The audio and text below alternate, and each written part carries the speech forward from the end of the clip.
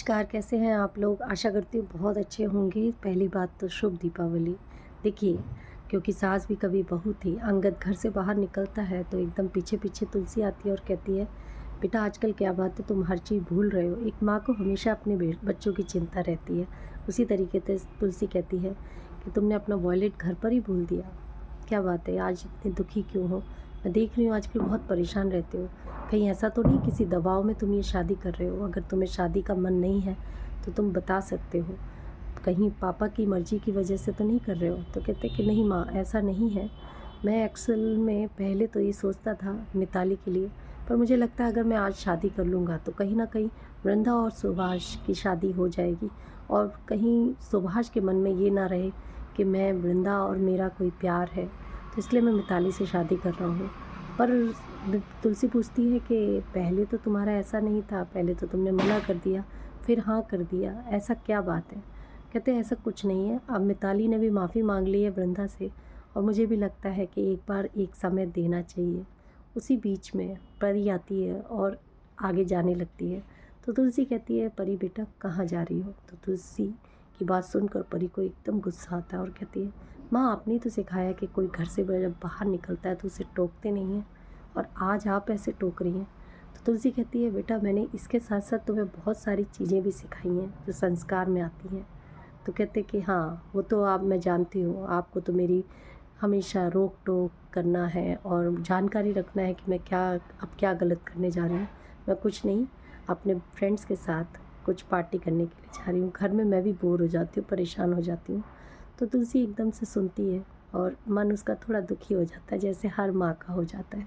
उधर परी रणविजय से मिलती है और कहती है कि कैसे हो? तो इतने में रणविजय कहता है कि परू, मैं तुम्हें बहुत प्यार करता हूँ, पर तुम अपने पापा से, मिहिर पापा से बोलो कि 50-60 लाख मुझे कुछ दे दें। तो क्या है कि मैं अपना कुछ एक काम, कुछ लोन मिल रहा है जो अपने शेयर्स भी बहुत अच्छे हैं, उसमें हमें ब्याज मिलेगा, हम लोगों का बहुत सिक्योर हो जाएगा फ्यूचर। तो परी से पूछता है मेरा आइडिया कैसा लगा? तो कहते बहुत ही घटिया लगा, क्योंकि तुम्हें एक बात बताऊँ, पापा मेरे नाम से पुश्तैनी एक हवेली कर रहे हैं जो करोड़ों की है, जिसमें हम लोग मिलकर विदेश में जाएंगे और रहेंगे। तो एकदम से रणविजय सुनकर बहुत खुश हो जाता है और कहता है परी तुम तो बहुत दिमाग वाली हो, बहुत अच्छा सोच रही हो। उधर जैसे ही नोएना को देखती है परी और परी कहती है, आंटी आपसे मिलकर बहुत अच्छा लगता है, थैंक यू सो मच, आपने मुझे समझा। और आज रणविजय से मैंने बात की और मुझे मुझे लगता है कि पापा मेरे लिए बहुत सोचते हैं। तो नोएना कहती है, हाँ तुम बहुत भाग्यशाली हो, तुम्हें ऐसे पापा मिले हैं जो तुम्हारे लिए इतना सोच रहे हैं। कहते हैं हाँ। तो एकदम नोएना पूछती है कि अगर वो हवेली तुम्हें मिल गई तो तुम क्या करोगी? कहती है मैं बेच दूँगी। एकदम नैना ये सुनती है, उधर तुलसी भी उनकी बात सुन रही होती है, तो उन्हें बड़ा दुख होता है कि हमारी पुश्तैनी हवेली जो माँ की थी वो ऐसे परी बेच देगी। पर क्या करे तुलसी, क्योंकि मिहिर ने वादा कर दिया है।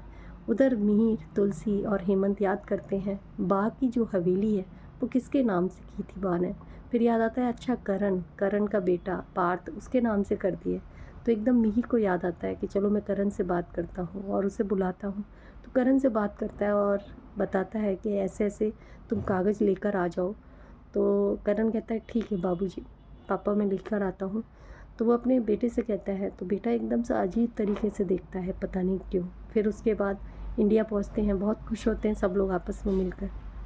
वहीं पर पार्थ से पूछते हैं कि पार्थ अब वो हवेली के जो कागज़ हैं वो दे दो, क्या मुझे वो जो हवेली है वो परी के नाम से करनी है। तो एकदम से पार्थ खड़े होता है और कहता है वो मैंने हवेली बेच दी है।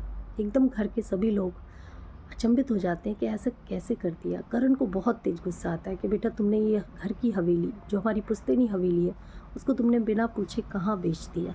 उसके बाद जैसे ही पार्थ कहता है और कहने लगता है कि माँ कैसे ये सब जो हुआ है वो ठीक है, पर मुझे ज़रूरत थी पैसों की इसलिए मैंने बेच दी। तो कहते किसको बेची? तो कहते हैं मिस्टर एंड मिसेस अग्रवाल। तो एकदम हेमंत पता करता है कि कौन है, तो उसे नंबर मिल जाता है और कहते हैं कि मैंने बात कर ली है, पता चल गया है। तो सब लोग कहते हैं चलो उनसे बात करते हैं, उन्हें बुलाते हैं। इतने में एकदम देखते हैं कि हव बहुत तेज़ आंधी तूफ़ान आता है। तो वो तुलसी घबरा जाती है कि मेरी आंगन की तुलसी कहीं टूट ना जाए।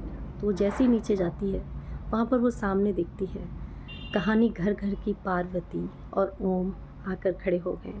तो वो बड़ी खुश होती है, कहते कि जहाँ तुलसी है वहीं पार्वती है। पार्वती को तुलसी अपने घर लेकर आती है और कहती है तो बहुत अच्छा लगा आपका यहाँ आना। तो एकदम से मिहिर भी बहुत खुश हो जाता है। फिर पूछते हैं कि यहाँ कैसे आना हुआ। कह रहे आप ही लोगों ने तो बुलाया, हम ही तो है मिस्टर एंड मिसेस अग्रवाल। आपके जो नाती है उसने हमें ही बेची थी। तो फिर उसके बाद जैसे ही उन्हें पता चलता है तो बड़े खुश हो जाते हैं कि ये तो बहुत अच्छी बात है। कहते पर कल जो हमारी 36वीं शादी की सालगिरह है, हम यहाँ पर मना रहे हैं। पहले हम बॉम्बे रहते थे पर अब हम राजस्थान में शिफ्ट हो गए। तो ये सब सुनते ही सब लोग कहते हैं कि अगर 36वीं शादी की सालगिरह मना रही हो तो तुलसी कहती है अभी हमने भी 38वीं शादी की सालगिरह मनाई थी, और ये जो शादी की सालगिरह मना रही हो ये हमारे घर में ही मनाओ आप लोग।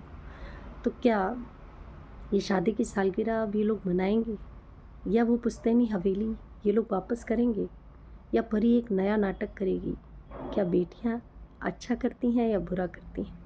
शोभा बचाएगी इस परिवार को? जानने के लिए मेरे साथ जुड़े रहिए। धन्यवाद। नमस्कार।